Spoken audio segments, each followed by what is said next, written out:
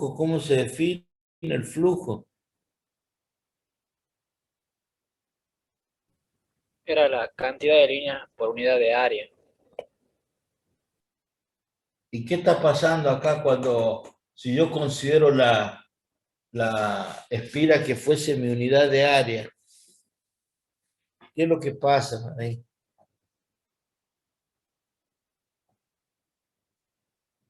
Cuando introduzco el imán o cuando lo saco. ¿Qué está cambiando en el tiempo? Su ley que dice que la fuerza electromotriz inducida es igual con signo cambiado a la rapidez de cambio del flujo respecto del tiempo. Por eso que cuando este imán se mueve respecto a la espira o viceversa, la cantidad de líneas de campo por unidad de área están cambiando. Eso es equivalente a decir que hay una variación de flujo respecto del tiempo. Esta es la ley de Faraday, con la cual se completa las tres ecuaciones fundamentales del electromagnetismo y que dan origen a las leyes de Maxwell. Y hace referencia a una ley que se llama ley de Lenz. Ley de Lenz. Nosotros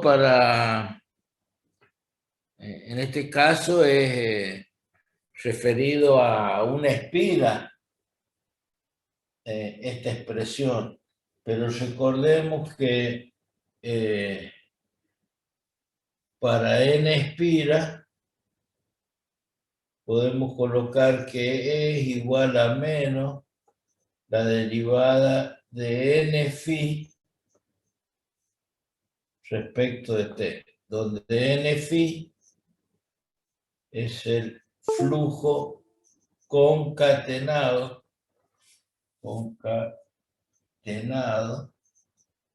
el flujo total, si tuviésemos varias espiras. ¿Cómo se interpreta esta ley o este signo menos? Este signo menos dice que esta FEM electromotriz inducida va a tener un signo tal o un signo tal que se oponga a la causa que le está dando origen. Es decir, que cuando yo introduzco el imán, esta FEM inducida tiene que tener un sentido tal que la corriente que circula, cuando circula corriente por acá, ¿qué es lo que hay? Yo puedo dibujar a su alrededor que una inducción. Bueno, esa inducción tiene que ser tal que se oponga a la causa que le está dando origen. ¿Y eso cómo lo vemos? Bueno, eso lo realizamos teniendo en cuenta lo siguiente.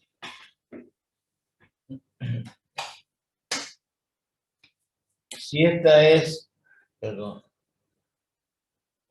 si yo hago un corte de una espira, la puedo dibujar así y acá colocar el imán. Entonces, acá, eso es un corte transversal de la espira. Acá tendré que dibujar, estas serían las líneas de campo, pero no le he dibujado todavía el sentido que tiene. Lo único que sé es que acá mis líneas de campo van así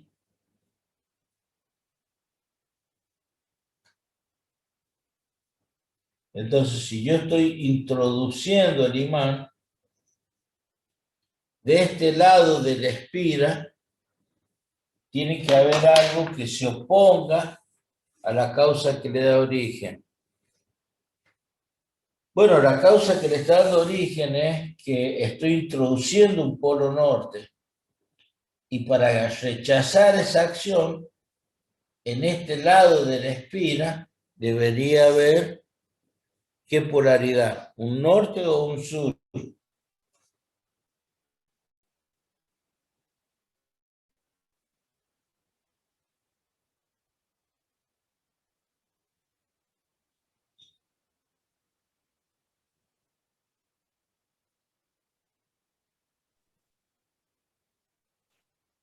Para rechazarla, profe dijo. A ver, si me están prestando atención y si no están dormidos, porque me parece que soy suficientemente claro cuando digo que debe haber algo que los rechace. Si acá hay un polo norte, ¿qué polaridad debe haber acá? Se debe generar para rechazar un polo norte. Otro polo norte, profe. Y las líneas de campo van desde dónde? ¿Cómo se dibujan las líneas de campo? Nacen en el norte y mueren en el sur. Por lo tanto, la polaridad acá, por regla de la mano derecha, acá el sentido de la fe tendría que ser así, del norte hacia el sur, para que acá se genere un polo norte. Y para que eso suceda, si estas son las líneas de campo, acá debería entrar, salir la corriente, y si acá lo hago con la regla de la mano derecha, acá debería colocar una cruz. O sea que en la espira, ¿sí?, la corriente está saliendo por acá y entrando por acá. O sea que el sentido que yo tendría que dibujarle a esa espira sería como que la corriente está circulando así por la espira. Eso es, si me saco el anillo y lo coloco como una espira, ¿sí?, lo que estoy dibujando es un corte de esto. Estoy haciendo que entre el imán dentro de la espira o lo estoy sacando de la espira. Bueno, la interpretación de esta ley, de que la espira corta las líneas de campo, es sencillamente saber que cuando hay variación de flujo en el tiempo, aparece una fena inducida. Por eso dije que cuando el imán se queda quieto dentro de la espira, no hay variación de flujo, porque la espira en ese momento, la cantidad de líneas de campo por unidad de área es fija. Solamente hay variación de flujo en el tiempo cuando esta espira o el imán se mueve dentro de la espira.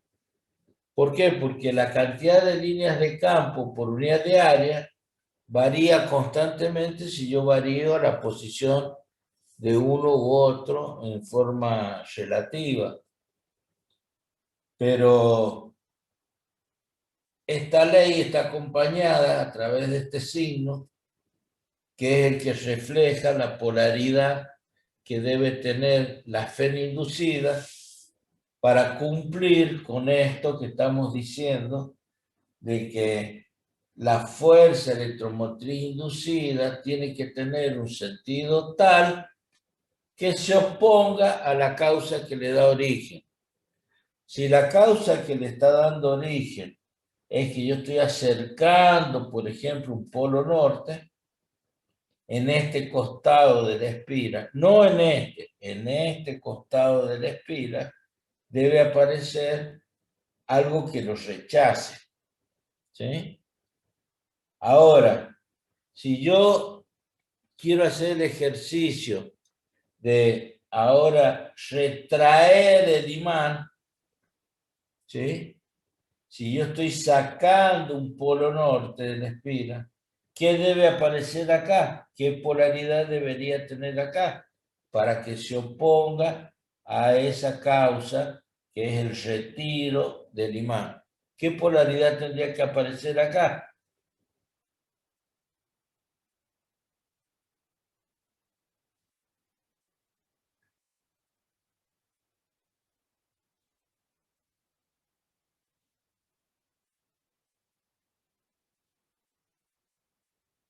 Un polo sur, profe. Un polo sur. Exactamente. Entonces ustedes tienen todas las posibilidades para poder realizar la interpretación de esta ley. Porque pueden tomar una espina y pueden poner que están moviendo el imán, como en este primer caso, introduciendo un norte. Un segundo caso, sacando el norte. Después pueden girar el imán e introducir un sur y o sacarlo al sur de la espina y de esa manera determinar cuál es el sentido de circulación de la corriente por la espina. Eso es la única manera de hacerlo, es practicando. Y bueno, además está decir que si tengo un polo norte que estoy introduciendo, acá se tiene que generar un norte. O sea, no hay mucho para elegir. Los polos de igual polaridad se rechazan y los polos de distinta polaridad se atraen. Por eso recién hemos dicho, si estoy sacando el polo norte de la espira, ¿qué polaridad debe haber acá? Un sur. Y para que haya un sur, esta corriente debería cambiar de sentido de circulación en la espira. Y como dato importante, esas 4 posibilidades que se pueden dar, o si las queremos hacer de otra manera, o sea, explicando que el que se mueve es la espira con respecto al imán, que es exactamente lo mismo, son con las que deben practicar para que si en un examen se les pregunta, supongamos que estamos introduciendo un polo sur a la espira, que indique cómo expresar la ley de Faraday acompañada de la ley de LED, para que digan qué polaridad tiene que tener, en este caso, la espira, ya sea con este sentido o con este, porque es lo que determina la circulación de la corriente, en un sentido o en otro. Por eso acá, donde yo dibujé la inducción que se produce por circulación de la corriente, acá debería generarse un polo norte, porque se tiene que oponer a la causa que le está dando origen. Si yo estoy introduciendo un imán con la su polaridad norte, de aquel lado de la espira tiene que haber un polo norte. ¿Por qué? Porque esta ley dice que el sentido de esta fe tiene que ser contrario, ¿no es cierto? O tiene que tener un sentido tal que se oponga a la causa que le está dando origen.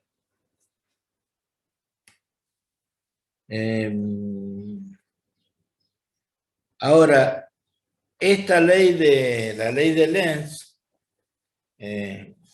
por ejemplo, si yo tuviese esta espira, ¿sí? Dejamos el galvanómetro ahí, pero bueno, acá tengo el imán y yo lo abro al circuito y lo muevo al imán.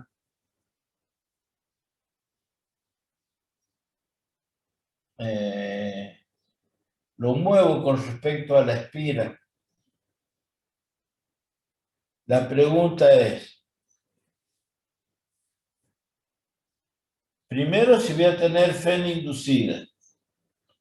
Y segundo, si tengo corrientes inducidas. Estas corrientes que circulan por acá, le puse I. Si la FEN es inducida, las corrientes también se llaman inducidas.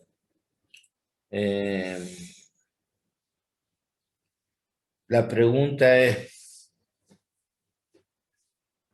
si yo muevo el imán respecto a la espira, ¿tengo fuerza electromotriz inducida?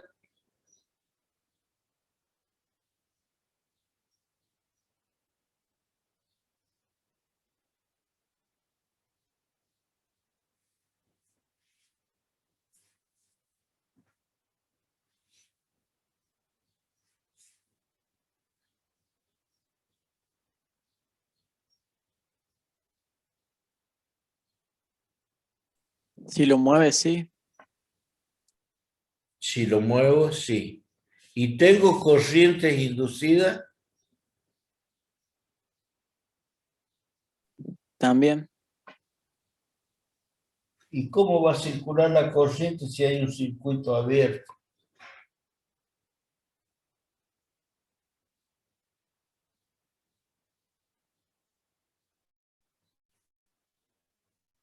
Si quiero, se lo dibujo de otra manera. Les dejo como está acá. Acá que vaya a ir la FEM. Y acá lo abro al circuito. Le hago un corte. Ahí no. Está abierta la espina.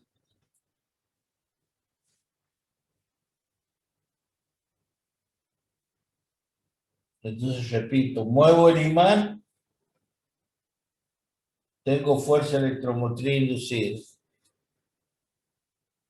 Pero tengo corrientes inducidas.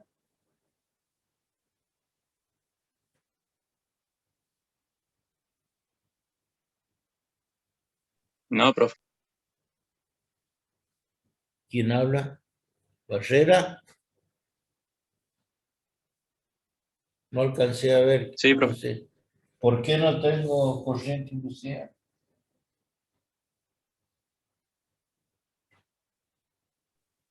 Porque el circuito está abierto, o sea, se generan, pero se pierden, digamos. No. A ver, hay que expresarse bien.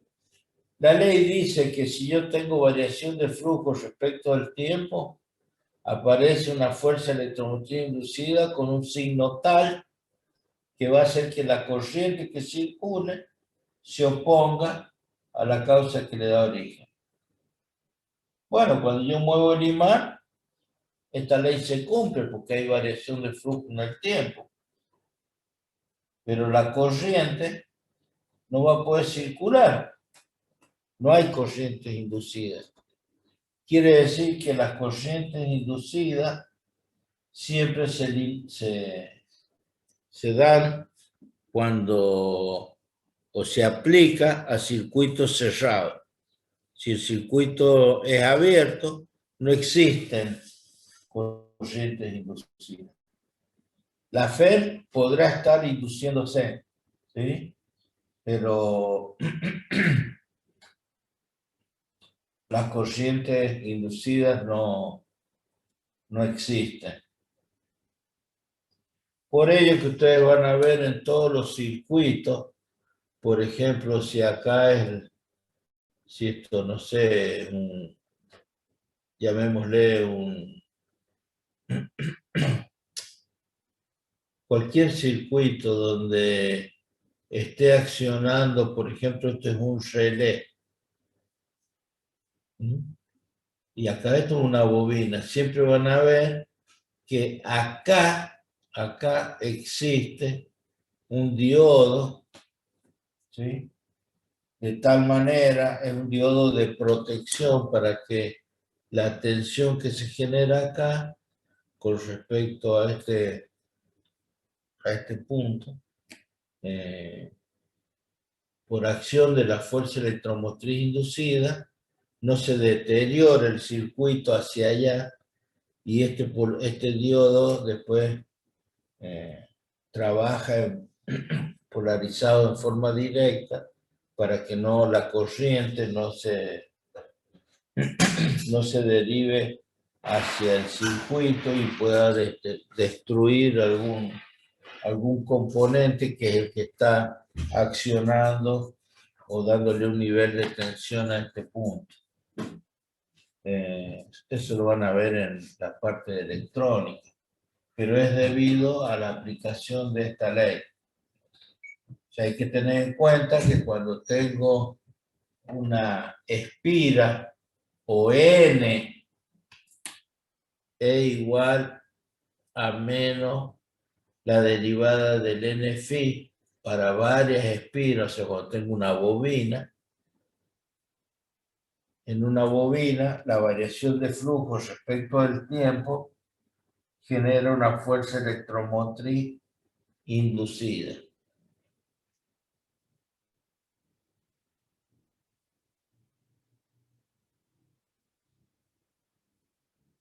¿Está claro?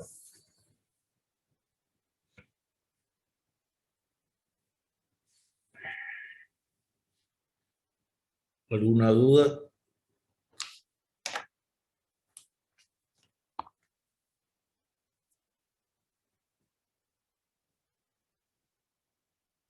No, profe, de mi parte no. Yo recuerdo esto, plantear esta situación y determinar el sentido de circulación en la espira es con lo que tienen que practicar para poder responder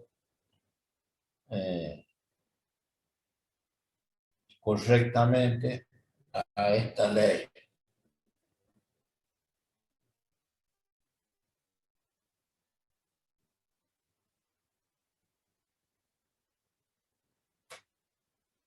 Cuando hablamos de que este signo representa una ley que dice que esta fe tiene que tener una polaridad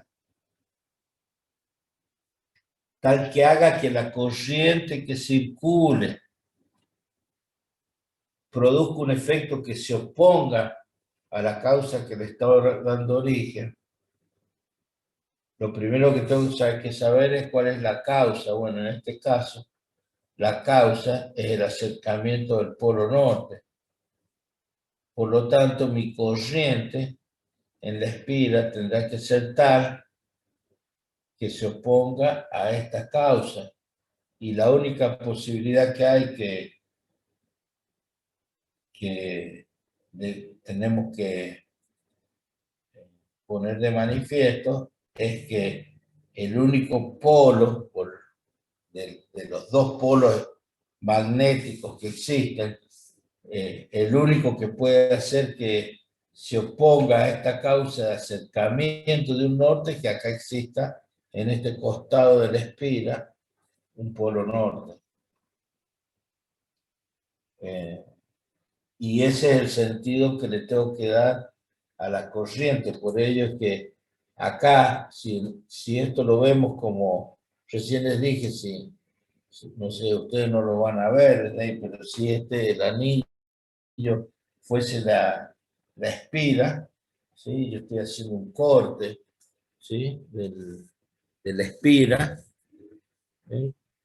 Ustedes pueden dibujarlo así, decir, bueno, si esta es la espira y el capuchón es el polo norte, en este lado de la espira tiene que generarse, perdón, en el lado anterior acá de la espira, se tiene que generar un polo norte. ¿Cómo debería circular la corriente en esta espira? En este sentido o en este, de tal manera que se oponga a la introducción de ese polo norte. Ya sea que esté introduciendo el norte, sacando el norte, introduciendo el sur o sacando el sur. Son las 4 posibilidades con las cuales deben practicar.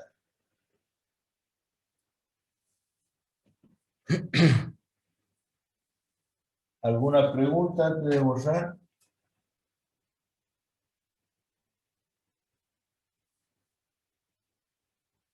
De mi parte no, profe.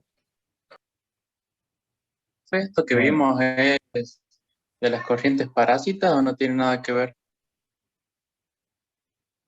Sí, por ello ya vamos a ver que, o ustedes habrán visto, que los transformadores no es un núcleo sólido, sino que son varias chapitas. Ya les voy a buscar una imagen. Son chapitas que están laminadas, el núcleo es laminado, varias chapitas y están todas.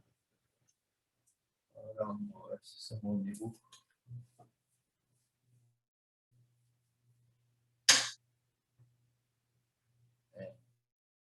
Por ejemplo, el núcleo de un transformador, si nosotros consideramos que esta es una chapa, colocamos otra, son varias chapitas que están sujetas con bulones, ¿sí? Con tornillos. Esto se extiende así, ¿sí? Pero esto son láminas. Y eso se hace para confinar las corrientes a que circulen en una determinada área. Y en los grandes transformadores, por ahí se siente que, o ustedes por ahí se sienten en algún transformador de esos de la calle, como un bramido, o hasta inclusive en algún transformador de cierta potencia en la casa de uno, o si le colocan la mano y sienten que vibra un poco, es porque se produce un fenómeno, perdón, que se llama magnetoestricción. O sea, ese proceso es una pequeña alteración,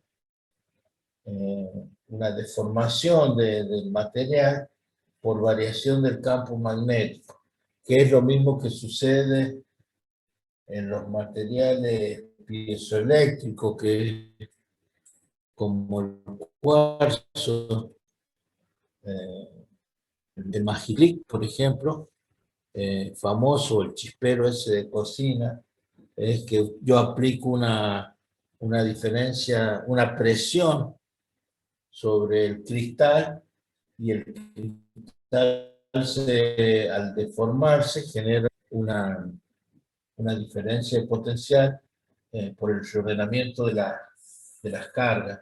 Bueno, ese fenómeno que se produce en los cristales, que se llama piezoelectricidad, también se da en los materiales magnéticos, como la magnetoestricción.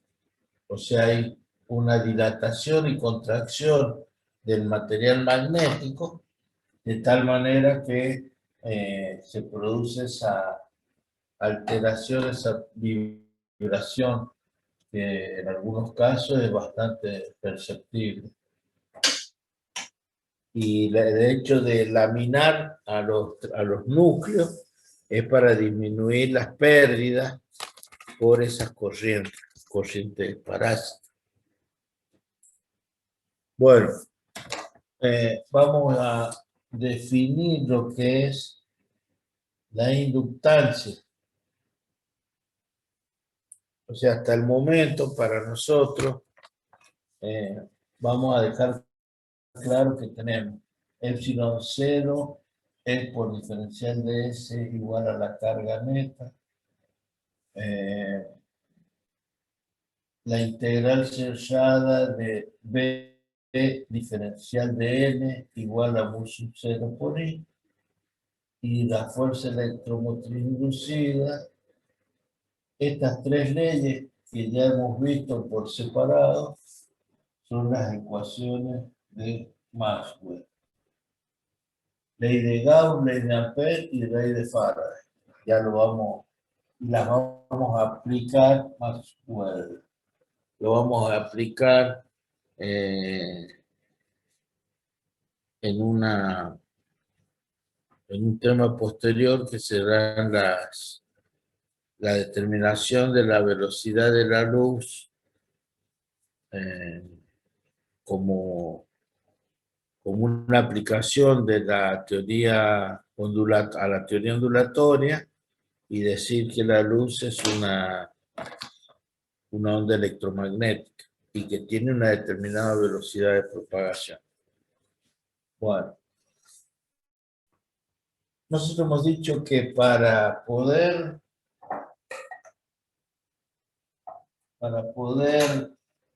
definir la capacidad, tendríamos que buscar la relación Q sobre B. Siempre debíamos realizar esa búsqueda para poder diseñar un capacitor. De hecho, que vimos que a partir de esta expresión, la capacidad en vacío para un capacitor de placas paralelas, llegamos a demostrar que era epsilon 0 A sobre D, o sea, que dependía en vacío del área y de la distancia de separación entre las placas. O bien C sub D, K veces C sub 0, donde K era la constante que permitía aumentar tantas veces la capacidad en vacío, la constante de cualquier dieléctrico, siempre K era mayor o igual que 1. Entonces, partiendo de la expresión de Faraday que dice menos la derivada de n phi respecto de t, nosotros decimos, bueno, dado un inductor, ¿qué es lo que es un inductor? Es un conductor que está siendo atravesado por una corriente que tiene una determinada longitud y que tiene una determinada área. Bueno, una vez que yo lo construyo al inductor, el número de vueltas es el número n igual número de espiras. Ya lo conozco. Entonces, el n phi, ¿sí?, o la fuerza electromotriz inducida que se va a generar en esta espira, va a depender de la corriente que circule, pero voy a colocar o es proporcional, ¿sí?, colocando una igualdad ahí, ¿sí? Yo diría que esta constante, que es L, a la que llamamos inductancia,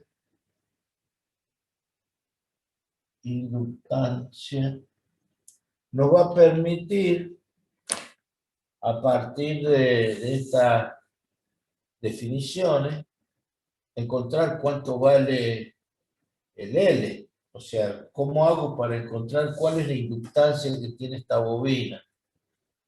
O cualquier otra desarrollada con una cantidad de espiras distinta, un N distinto. Entonces, para poder realizar eso, diríamos que reemplazar E igual a menos la derivada, en vez de colocar n phi, coloco L por I respecto de T. Bueno, pero si esto es una constante, si quieren pueden poner acá L igual constante. Esta es la derivada de una constante por una corriente que varía. O sea, la corriente es función del tiempo. Entonces esto sería igual a menos L por la derivada de I respecto de T. ¿Sí? Entonces, directamente, el valor de la inductancia, L, despejando acá sería menos E por la derivada de I respecto de T. Entonces, para nosotros, esta expresión y esta son las que siempre van a permitirnos encontrar cuál es la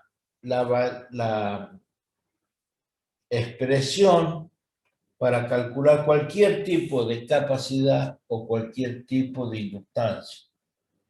Si yo encuentro la relación entre la fuerza electromotriz inducida, dada por la ley de Faraday, y la rapidez de cambio de la corriente respecto del tiempo, estaré encontrando esa variable que es la inductancia. ¿Y cuáles son sus unidades? Bueno, las unidades de L sería volt, y la corriente por unidad de tiempo, eso es ampere sobre segundo. Esto es ampere sobre segundo, y esto es lo que se conoce como el Hensius. ¿Sí? Pero hasta el momento, lo único que hemos hecho es saber cuál es la expresión genérica que me va a permitir calcular el valor de la inductancia. Pero no me dice nada respecto a la construcción en función de su longitud, su área y la corriente que lo atraviesa. Acá cuando dijimos C igual a Q sobre B, después hicimos pasos posteriores buscando la relación esta y encontramos esto. Bueno, eso es lo que tenemos que hacer ahora. Tenemos que encontrar alguna expresión de L que dependa de la corriente, del área y de la longitud, del número de vueltas o del número de espiras que tenga. Eso es lo que nos va a permitir encontrar esa constante llamada inductancia. ¿Se entiende?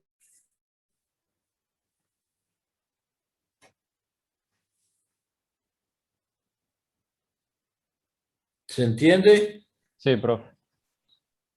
Bueno, vamos a ver si encontramos esa relación. ¿Puedo borrar? Sí, profe, por mí sí. Vamos a ver qué expresión encontramos para calcular la inductancia.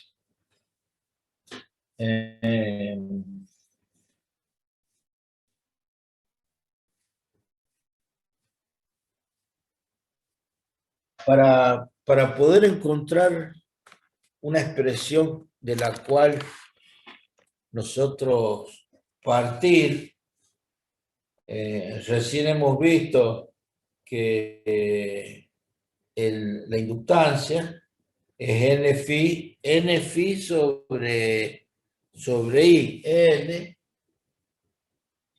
es igual a N-phi sobre I. ¿Está bien? Porque N es una constante.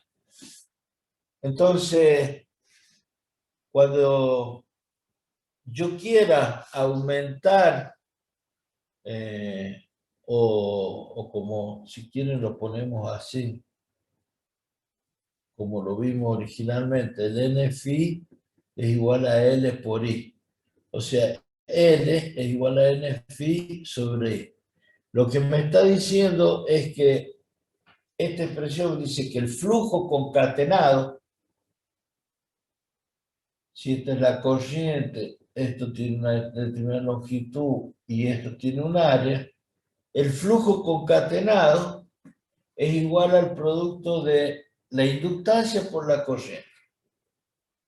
O sea, si yo quiero aumentar el flujo concatenado, y la única variable que tengo es aumentar el número de vueltas. Ahora, si la espira ya está construida, la única manera de aumentar el flujo concatenado es aumentar la corriente, porque esto es una constante. ¿Sí?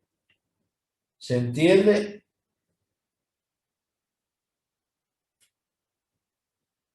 ¿Se entiende ese concepto? Es como cuando dijimos C igual a Q sobre B. Bueno, si quiero aumentar la capacidad, y bueno, la carga está fija, ¿qué hago? Disminuyo el potencial para aumentar la capacidad. Bueno, ¿cómo disminuíamos el potencial? Bueno, colocando un dieléctrico. Bueno, acá si yo quiero aumentar el flujo, tengo que aumentar la espira, el número de espinas. Pero si el número de espinas es fijo, porque ya está construida la bobina, la única manera de aumentar el flujo es aumentando la corriente. Entonces, Ahí se entendió. ¿sí? ¿Se entiende? Sí, sí, profe, ahora sí. Entonces, ese flujo concatenado, acuérdense que la integral cerrada de B diferencial de S, por darlo por el área, es B por A. ¿Sí? Entonces, el NFI que yo estoy buscando es el valor de quién, el número de vueltas por unidad de longitud. Si yo conozco, vamos a escribir por acá, el N, número de vueltas por unidad de longitud, que sería la densidad volumétrica que tiene de vueltas esa espira, ¿sí? Entonces, el NFI lo puedo expresar como el número de vueltas, N. Si lo multiplico por la longitud, tengo que el número N de espiras. ¿Se entiende? La densidad de vueltas o el número de vueltas por unidad de longitud multiplicada por la longitud me da el N. Y el phi, B por A. ¿Sí? Hasta ahora estoy reemplazando. Lo único que incorporé como dato es la densidad de espiras por unidad de longitud. Entonces, hasta ahí, hasta ese punto, lo único que tengo como dato es que me digan, mire, va a tener una bobina de, qué sé yo, tantas vueltas por centímetro. Y la longitud suya, si lo hace de tantos centímetros, tengo N espiras. Y bueno, cada una de estas N espiras generan un flujo que está dado por esta expresión, el flujo magnético. La inducción, estos son vectores, ¿no? Son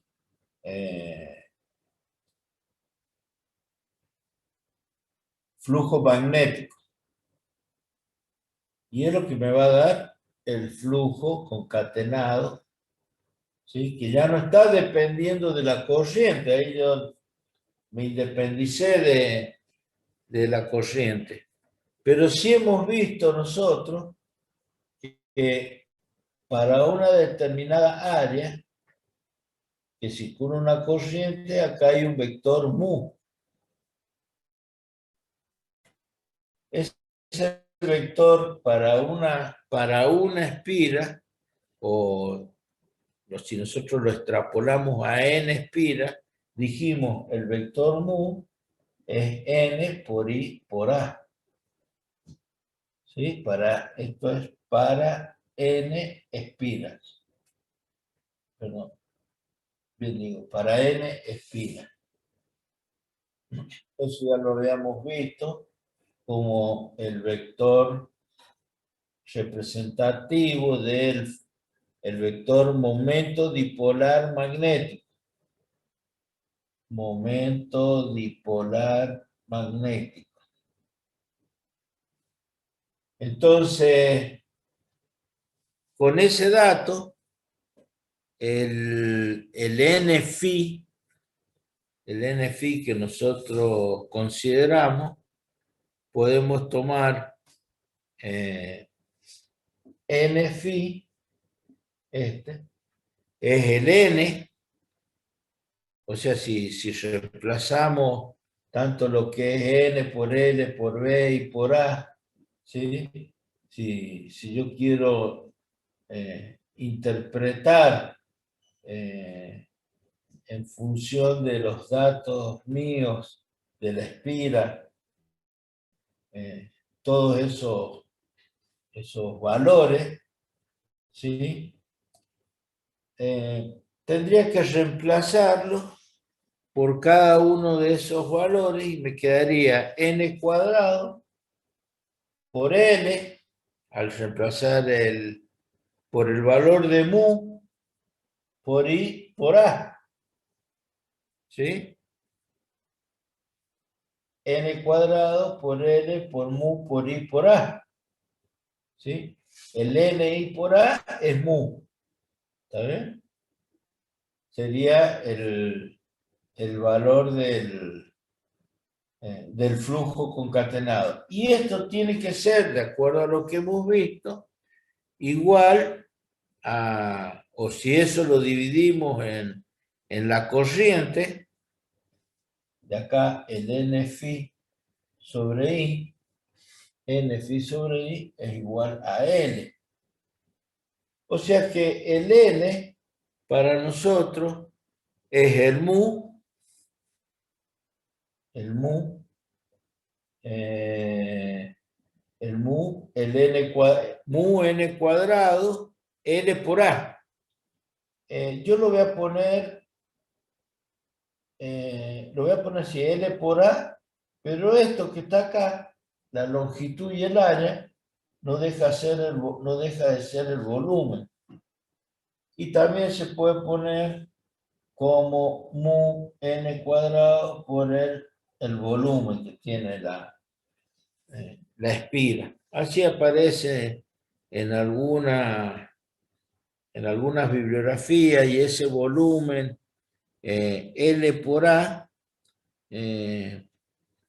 lo que se observa es que depende, la inductancia depende de quién, de la longitud y del área, ¿sí? Y de esa densidad de espiras por unidad de longitud. Eso es, en términos similares a los que vimos de capacidad, para decir el capacitor depende de la distancia de separación de las placas y del área de las placas. Bueno, la bobina o el inductor tiene una inductancia que es mu n cuadrado L por A. Por eso en algunas bibliografías les va a decir que L es proporcional al volumen. Esto se los recuerdo porque muchas veces no se tiene en cuenta la longitud y el área en forma separada, como yo lo he puesto acá, sino que depende o expresa que sea proporcional al volumen. ¿Se entiende? Sí, profe, de mi parte sí. Bueno.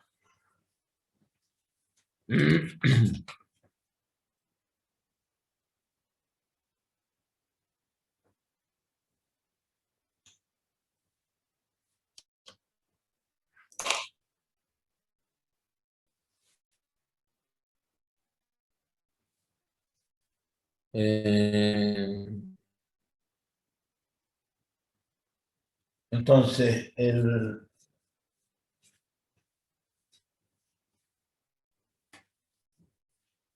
el conocimiento de la inductancia, la capacidad, la resistencia, como componentes tal cual los hemos visto, nos va a permitir trabajar con corriente alterna.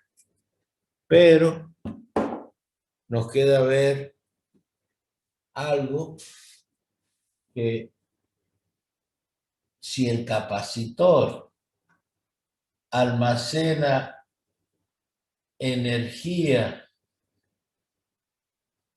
en forma de campo eléctrico, la inductancia almacena energía en forma de campo magnético. O sea, la U sub C, la energía en el capacitor, vimos que era un medio de C por B cuadrado. Bueno, ¿qué pasa ahora? Energía en el inductor. ¿Cómo vamos? Ahora yo tengo que tener un circuito donde, bueno, acá colocaremos una llave. Podremos poner en un circuito RL, se llama ahora. Circuito RL.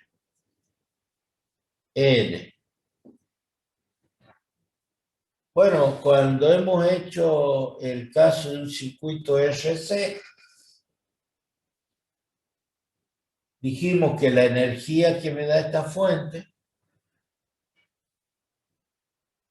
se debe capitalizar en la energía que se disipa en el resistor como efecto Joule, que es una energía que se disipa y no es posible recuperar, más a un aumento de la energía en el inductor. Lo mismo que hicimos para el capacitor. Entonces, lo que nosotros deberíamos decir, aplicando si esta es una fuente E y circula una corriente I, deberíamos decir que, recordando que L es igual a menos E por la derivada de I respecto de T, que es la expresión del inductor, deberíamos decir que E es igual, o la caída de tensión es igual a I por R más L por la derivada de I respecto de T. L derivada de I respecto de T es la caída de tensión en la bobina, en el inductor. Y esta es una ecuación diferencial porque está relacionada la corriente con la derivada, con su derivada primera. Por eso dijimos que se llaman ecuaciones diferenciales. Entonces, como primera instancia, lo que debemos hacer es un ajuste energético. Entonces, tengo que llevar, si quiero hablar de energía o calcular la energía que se almacena acá como campo magnético, debería tener una ecuación que me represente a esa energía. Entonces, si multiplico a esta expresión ambos miembros por I, me quedaría, si quieren puedo poner así, multiplicando por I, me quedaría E por I igual a I cuadrado por R. Aquí me apareció lo que es el efecto Joule, ¿sí? Más L por I por la derivada de I respecto de T. Bueno, pero ¿qué es esto que está acá? Esto es la variación de de la energía derivada de U sub B respecto de T. Es el aumento de energía en la bobina. ¿Sí? Entonces, la derivada de U sub B respecto de T, que es igual a L por I por la derivada de I respecto de T, simplifico. ¿Qué me queda? Me quedaría que la de acá, la derivada de U sub B, es igual a L por I por diferencial de I. Entonces la energía total va a ser, o si quieren acá puedo poner integrando. Integrando, me queda la integral de la derivada de U sub B entre 0 y U sub B es igual a la integral entre 0 e I de L, que lo saco como constante, e I diferencial de I. Esto es igual a L y la derivada de X diferencial de X es un medio de X al cuadrado. Entonces esto va a ser un medio de L por I al cuadrado igual a U sub B. Entonces, esta es la energía en la bobina. U sub B, un medio de N por I cuadrado. Entonces acá, para no olvidarnos nunca más,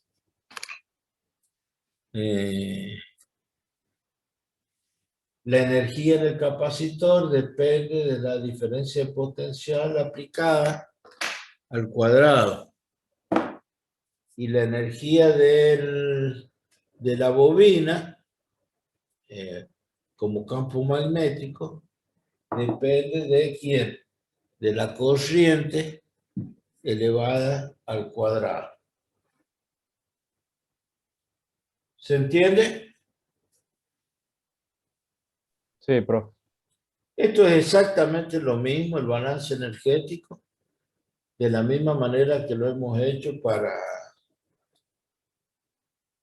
el capacitor. Entonces, acá se ve que la potencia de la fuente es igual a la potencia disipada como efecto Joule, más un aumento de potencia o de energía en el inductor. Bueno, lo único que hay que tener en cuenta es que para aumentar la energía que se acumula como campo magnético, debo aumentar el valor de la corriente. Si aumento porque esto es una constante. Una vez que la bobina está ya construida, ya sabemos que su longitud es constante, que el área es de tal valor, que el número de vueltas está fijo, entonces depende el valor de N depende de las dimensiones geométricas. El área, como dije, en proporcionalidad, lo van a encontrar que depende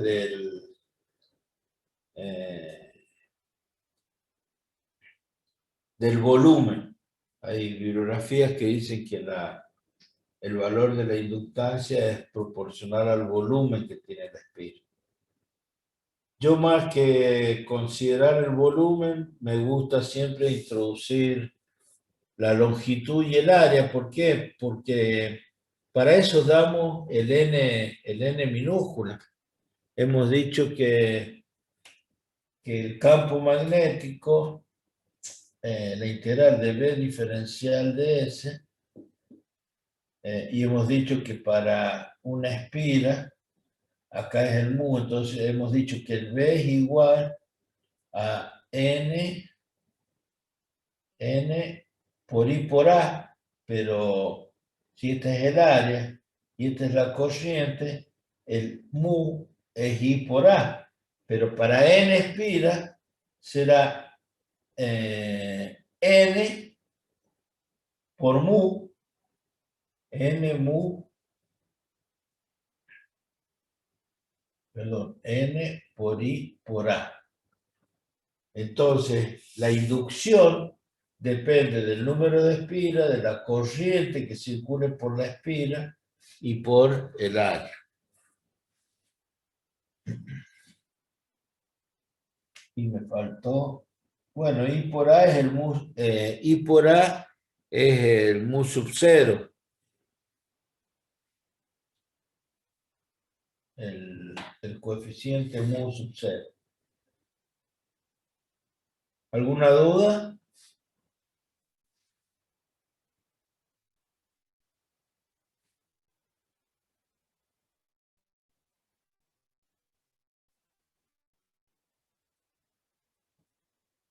Esto no es de tu tema.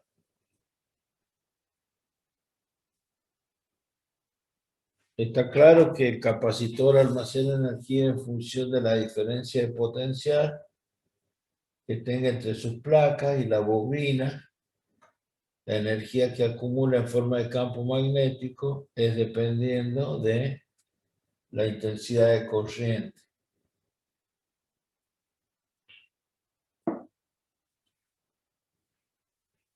¿Alguna duda? No, profe, de mi parte no.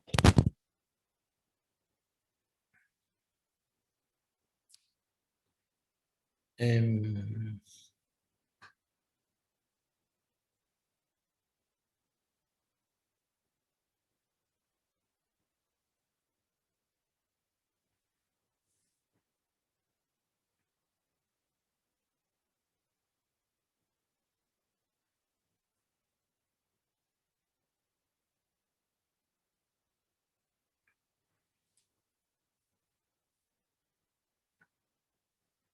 Bueno, antes de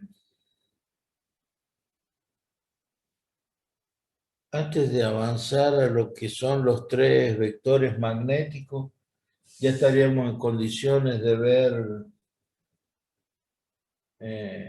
corriente alterna.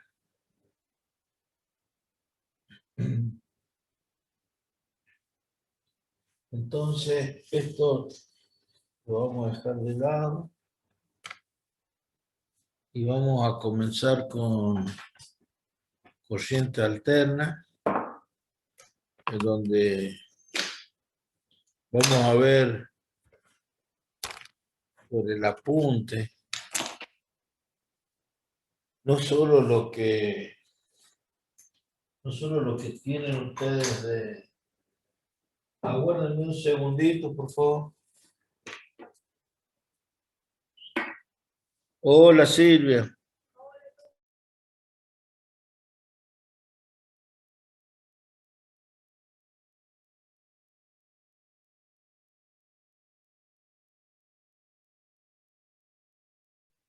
Bueno, disculpen.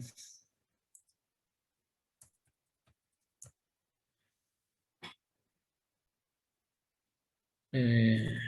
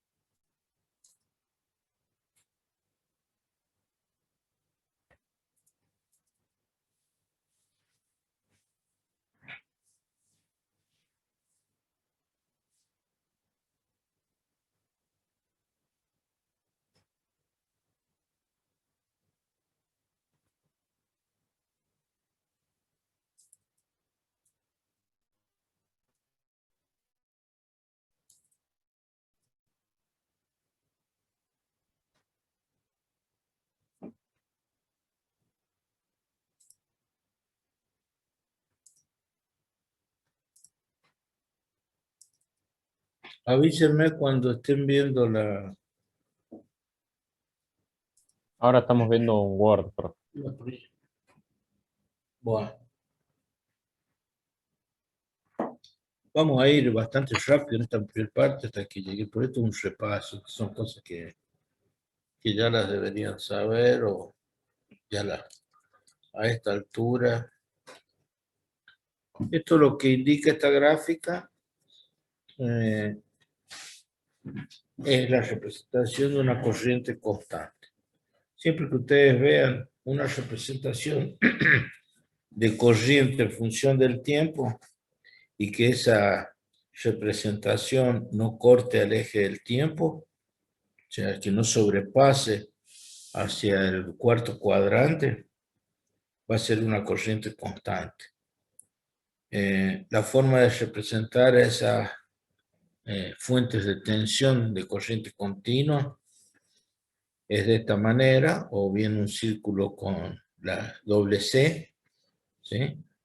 O bien con dos rayitas, también todas son equivalentes.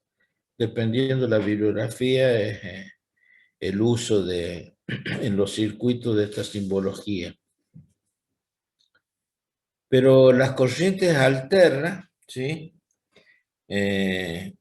Por ejemplo, ya la representación de esas corrientes, vemos que las representamos a través de funciones sinusoidales o cosenoidales, en donde ya tenemos un traspaso del valor de la corriente que puede ser simétrico o no con respecto al eje del tiempo, ¿no? No necesariamente tiene que ser una función simétrica, ya vamos a ver distintos ejemplos. Y las representaciones son varias, o sea, las más usadas son el circulito con el símbolo de una alternancia, o como CA, otros ponen mayúscula, CA mayúscula. Pero básicamente, por ejemplo, estas que están dibujadas acá son todas corrientes continuas. Ninguna de ellas atraviesa o sobrepasa el eje del tiempo hacia el cuarto cuadrante. De esas funciones continuas. Ahora, si yo pudiese desplazar, o si desplazo el eje del tiempo en esta gráfica, esto ya pasa a ser una corriente alterna, ¿sí? Acá tenemos distintos tipos de corrientes. Corrientes o tensiones, yo hablo de corrientes, pero también podrían ser representación de tensiones. Este formato se llama diente de sierra, esta triangular, una cuadrada, una pulsante, también los pulsos, que si a cualquiera de ellas le desplazamos el eje del tiempo, en vez de ser continuas, pasan a ser tensiones alternas. Una diente de sierra alterna, una triangular alterna, una cuadrada alterna o una pulsante alterna.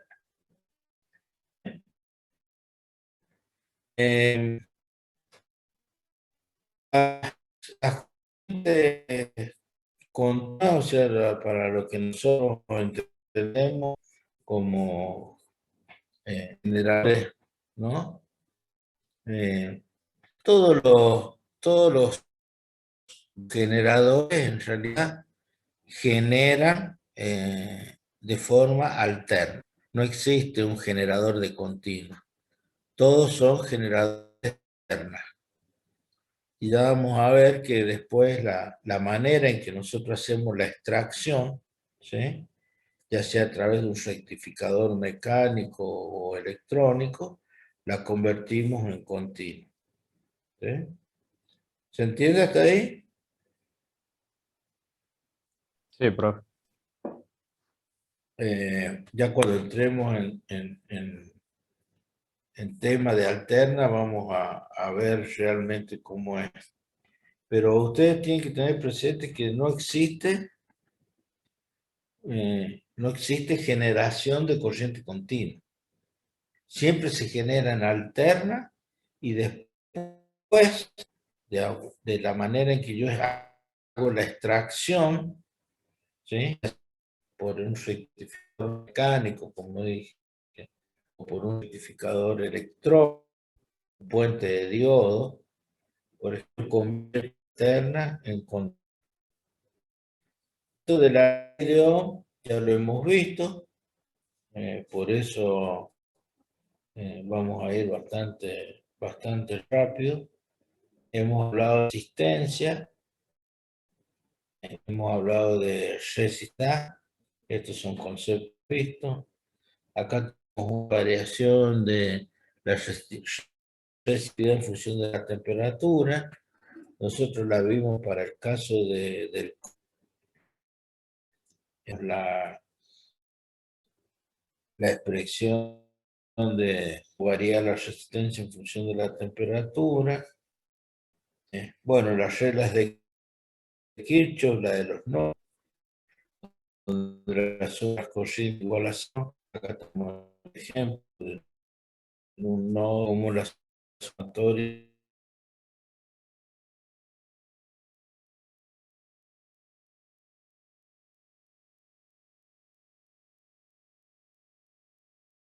los caudales que entran tienen que ser igual a los caudales que salen.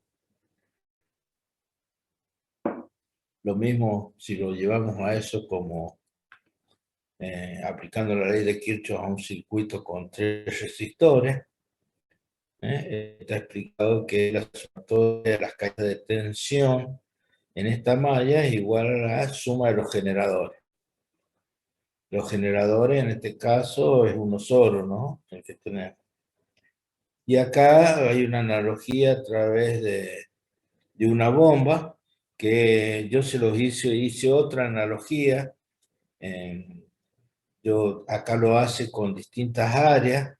Las resistencias ofrecen, en este caso, el equivalente, son distintas áreas, y eso ustedes lo conocen por la física 1, por la ley de continuidad, donde A1 por B1 igual a 2 por B2.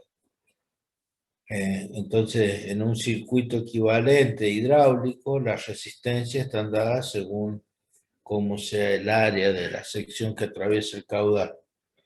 Yo lo que hice fue decirle, bueno, mire, el hombrecito es el que hace un trabajo equivalente a la fuente de tensión.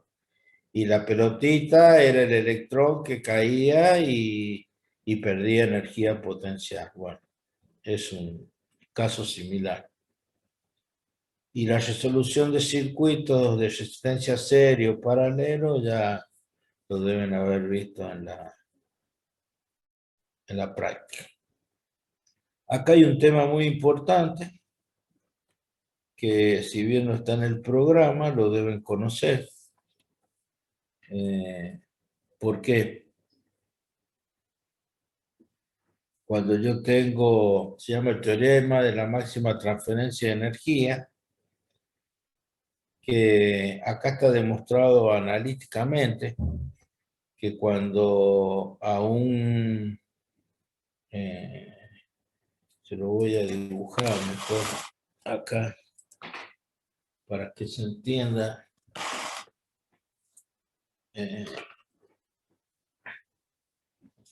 Como les digo, eso no está puesto en el programa, pero después en alguna materia más adelante lo van a ver. Cuando yo dibujo, acá hay un determinado circuito donde tengo una determinada carga RL. Pero esta RL y este circuito están alimentados por un generador. Ese generador tiene, le voy a dibujar así, una resistencia interna. ¿Sí? Y acá hay un circuito. ¿Sí? Un circuito. No sé lo que hace ese circuito, no me interesa tampoco. Pero ese teorema que está puesto en el apunte indica que la máxima la máxima transferencia de energía se da cuando la resistencia interna del generador es igual a la resistencia de carga. ¿Sí? Si bien no hay una gráfica,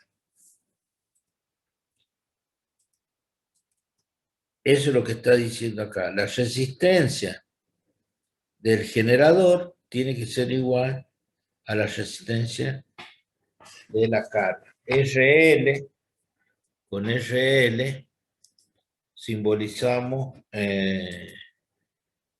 con L de load, de carga. ¿Sí? ¿Se entiende? Es un concepto que acá está demostrado por el efecto Joule, la potencia en la carga y cuadrado por RL, y acá está lo que sucede en la resistencia del generador, bueno, tomando como ejemplo. Y bueno, lo que se hace para encontrar el máximo es hacer una derivada. ¿Sí? Cuando yo quiero obtener un máximo, lo que hago es hacer la derivada de la función. Bueno, eso es un dato para que entiendan por qué es así RL igual a RG. En el caso de inductores y capacitores, ya lo hemos visto. Hemos visto las expresiones del inductor. Acá lo tenemos B igual a menos L de I a de T.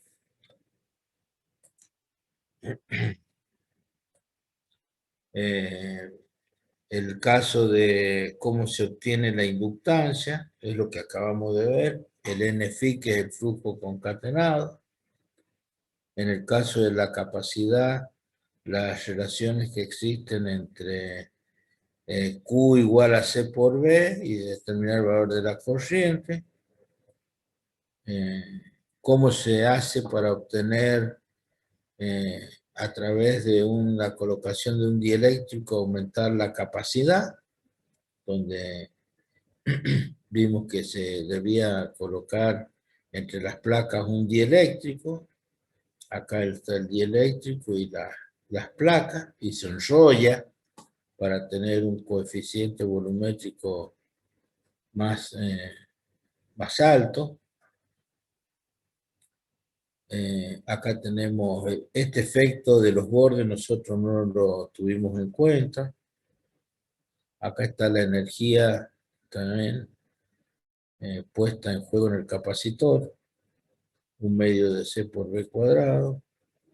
Acá está lo que ustedes ya deben haber visto, condensadores en serie y paralelo.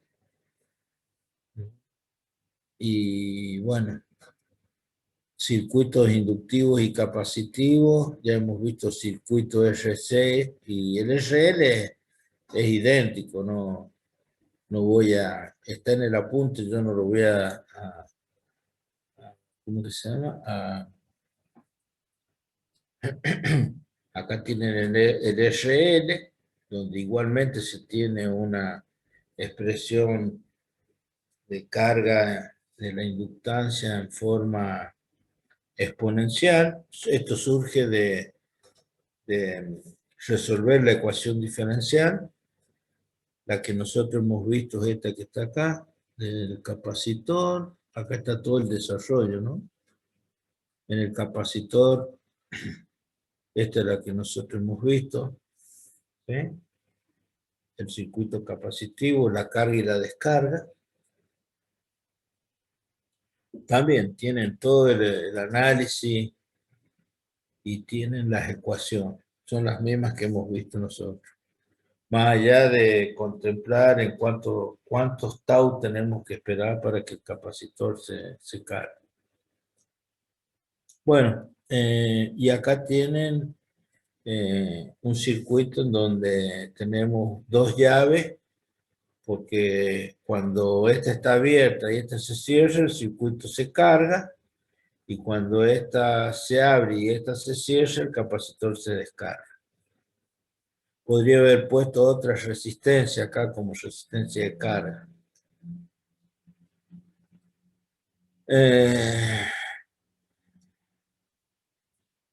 Bueno, esta parte que está acá, que habla de circuitos integradores o diferenciadores, no la vean, ya en alguna materia se los van a dar, pero este circuito tan importante que hemos visto nosotros, circuito RC, les van a enseñar a ustedes que este es un circuito derivador o integrador. Es derivador si yo lo alimento con una señal cuadrada, y si tomo la señal en los extremos de la resistencia, voy a obtener la derivada. Y si tomo la señal en el capacitor, voy a tener la integral de esta función. Y esto sería lo que ustedes, o sería no, es lo que en el laboratorio, en física, en el laboratorio de física, deberían ver en un osciloscopio. O sea, se coloca acá el generador de señales al circuito RC y colocan las puntas del osciloscopio acá en los extremos de la resistencia y verían la función derivada. ¿Sí? Y en el capacitor verían la integral. Lo mismo si acá alimento con una función sinusoidal, acá vería la derivada del seno, el coseno, y acá debería ver la integral de la función del seno.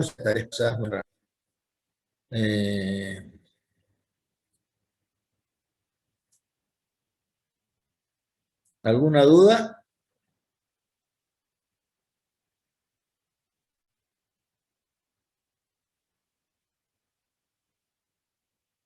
No, profe, por mi parte no. Bueno, esto es porque es un apunte hecho para otros alumnos también, por eso está tan extenso, pero les va a servir para otras materias. Acá, como les dije, estas serían las señales que se verían en los osciloscopios, según cómo es la función de entrada. Bueno, acá están las funciones seno, coseno, sus derivadas y sus integrales. Y ahora empezamos con lo que nos interesa, con corriente alterna. Como les dije, el principio de funcionamiento que nosotros vimos que es tan importante,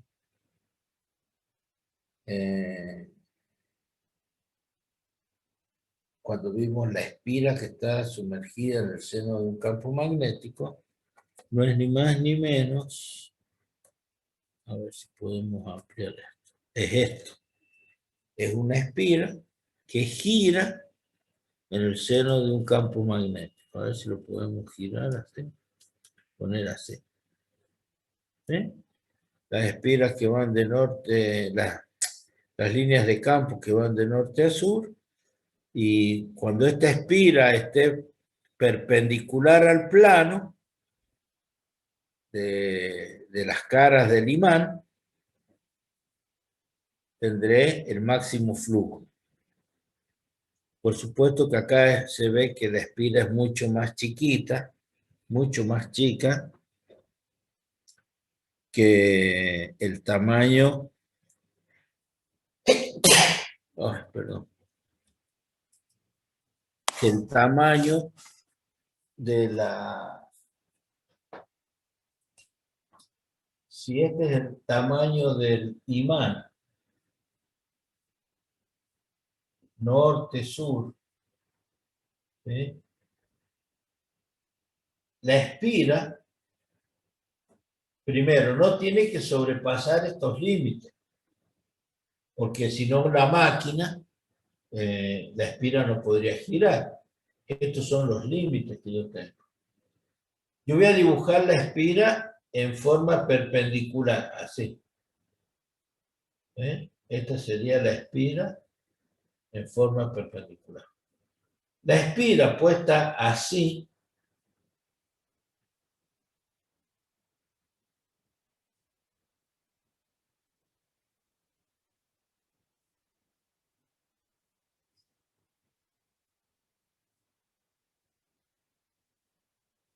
Cuando esta espira rote sobre este eje, si esta espira tiene una longitud, ahora hago un corte así. Si la espira en forma perpendicular es así, estaría ocupando o estaría con el flujo máximo. Pero si yo diseño para este motor una espira que sea así, estas líneas de campo que pasan por acá se desperdician. Entonces acá tendría una ineficiencia. Ineficiencia. Acá es totalmente eficiente porque se aprovecha todo el flujo. ¿Se entiende?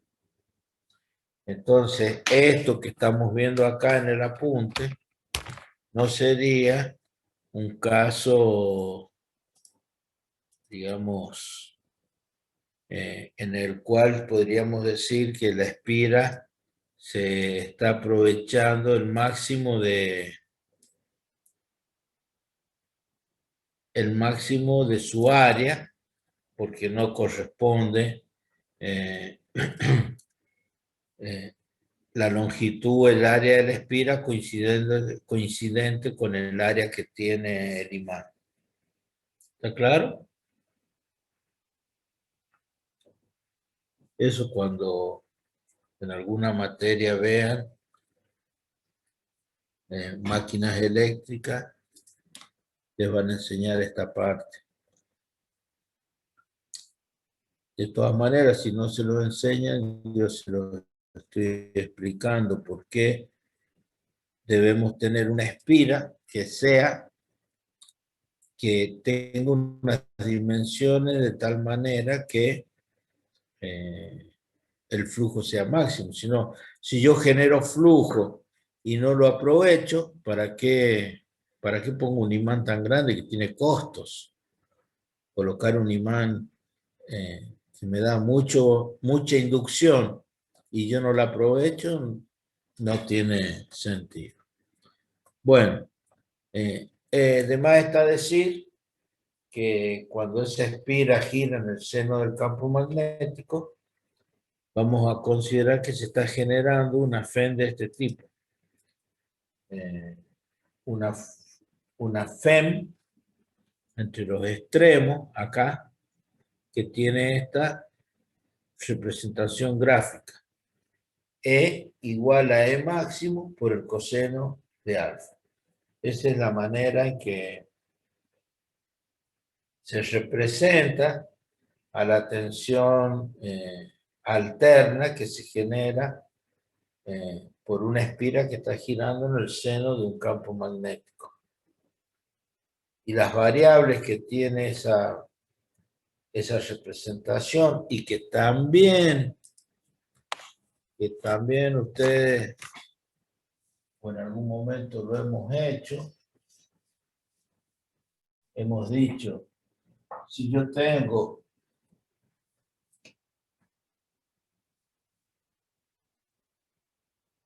un vector que gira, un vector E, que gira a velocidad omega, ¿sí?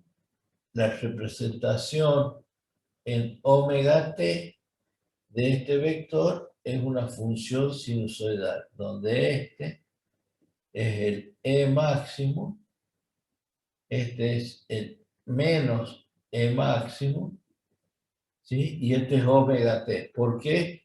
Porque tita es igual a omega por t. ¿Sí? Esta sería la representación de este fasor que está girando a velocidad omega. ¿Cómo está ahí? ¿Alguna duda?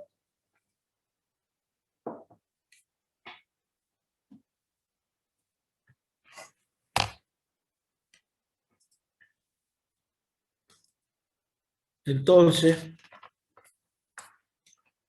para nosotros, a partir de ahora, nuestra función alterna se va a representar con una función sinusoidal o cosenoidal que tiene un determinado periodo, que tiene una determinada frecuencia y que es una función periódica. Por supuesto que existen máquinas como la que está desarrollada acá, máquinas de generación alterna que tienen más de un polo. Esta es una máquina de dos polos. Los polos se cuentan en par de polos, ¿sí? Esta es una máquina que tiene dos pares de polos, dos norte y dos sur. Bueno, y no se distraigan con esto que habla de los grados eléctricos y los grados sexagesimales, eso no lo vamos a ver. Sí vamos a ver para la próxima clase analizar todas las definiciones de una función alterna, que es este gráfico. Que ustedes por el análisis matemático, vamos a correrlo a esto, a ver.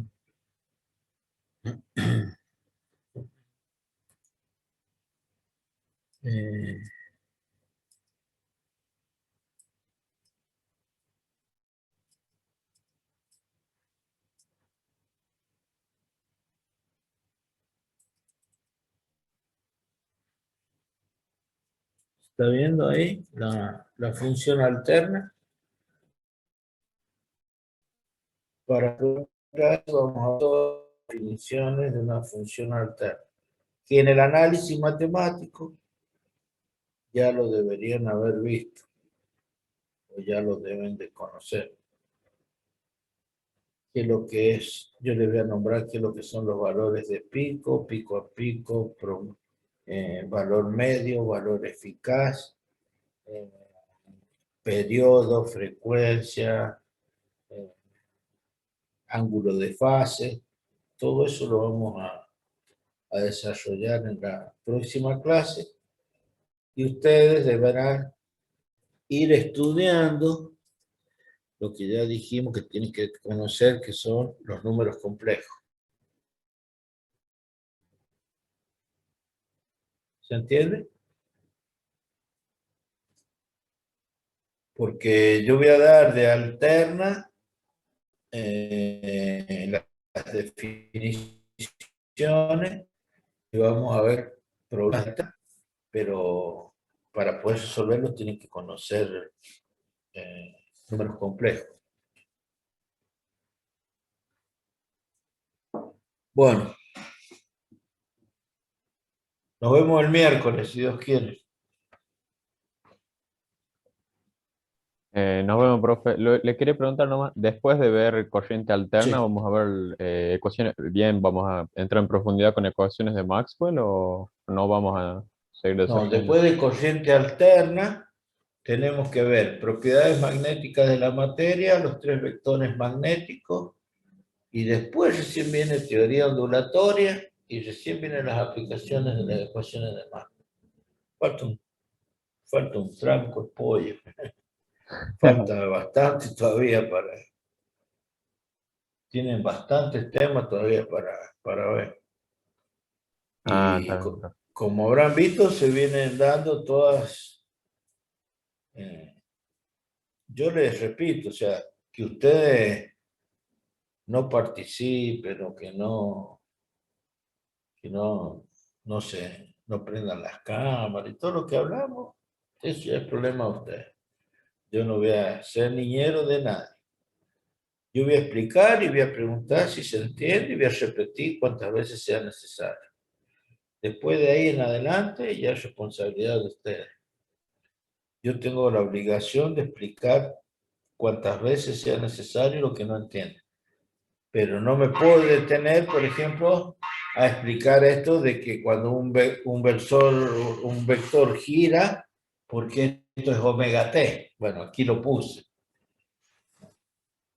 Y tampoco, si le doy una función sinusoidal, tampoco me voy a detener mucho en el análisis matemático a a explicar qué es lo que es el valor medio, el valor eficaz, el valor pico a pico. O sea, son todas cosas que ya en el análisis, en funciones, ustedes lo han visto. Yo voy a aplicar las expresiones finales. Y lo debo dar porque para hablar de corriente alterna tenemos que hablar de valores medios y de valores eficaces. Y los instrumentos miden en valores eficaces. Entonces, cuando toca hacer un cálculo o un problema, tengo que saber qué relación existe entre el valor del pico y el valor eficaz. Y qué representa físicamente el valor eficaz. Entonces, por eso digo, el apunte está. Las cosas que yo voy a dar ya las deberían conocer. Simplemente es un repaso y yo los voy a introducir en esos temas para poder hacer los problemas de alterno, que después tendrán que rendirlo en un parcial. Así que bueno, ya van viendo que vamos llegando al final y hay mucho por estudiar. Mucho por estudiar. Así que no pierdan el tiempo y dedíquenle el tiempo que merece la materia. Bueno, nos vemos el miércoles, si Dios quiere.